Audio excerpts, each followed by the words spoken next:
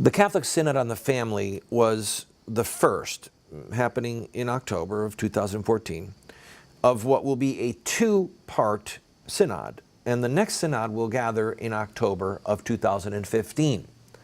There will be far more participants, both on the ecclesial level and with lay people.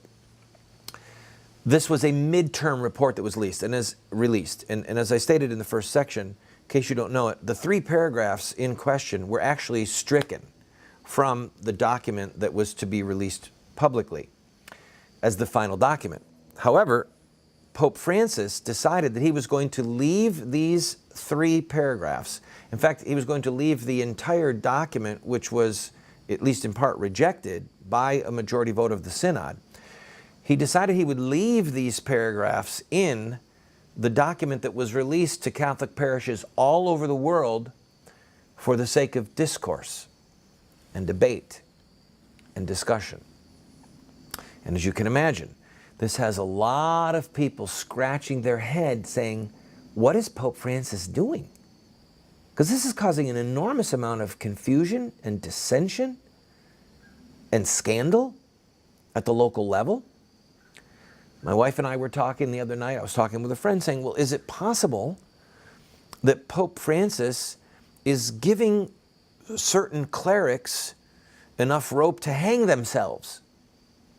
In other words, putting them in a situation where they can have this debate and push for an agenda that is clearly outside of the Catholic faith and Catholic behavioral norms and Catholic dogma. Letting them push for it so that they identify themselves and then can be dealt with as traitors in the midst.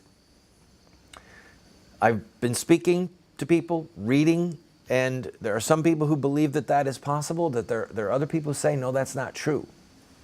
He has to know that this is causing damage, and he needs to speak clearly on this, which he hasn't done.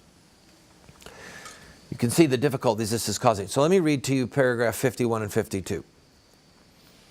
The question of homosexuality requires serious reflection on how to devise realistic approaches to effective growth, human development, and maturation in the gospel, while integrating the sexual aspect, all of which constitute an important educative challenge. Does anyone besides me think that this is not saying much?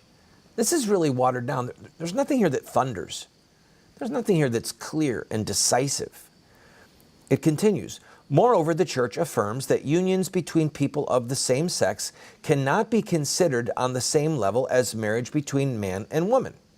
Nor is it acceptable that the pastor's outlook be pressured or that international bodies make financial aid depending on the introduction of regulations based on gender ideology. Now, this is not bad, inherently bad, but it falls short because of what it doesn't say. Notice what it says. It says the Church affirms that unions between people of the same sex can never be considered on the same level as marriage between man and woman. All right, well, can they be considered on any level?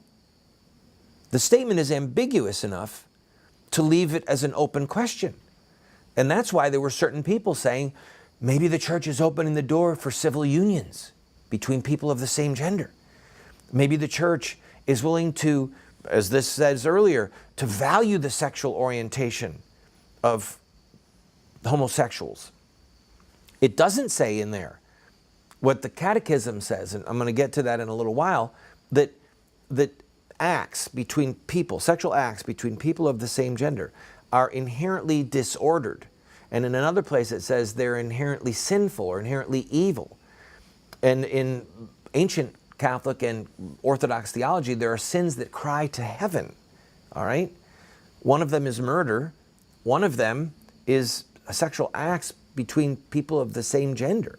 All right? Remember when God sent judgment on Sodom and Gomorrah? He spoke about these sins, the cry of them has reached up. That's what it's talking about.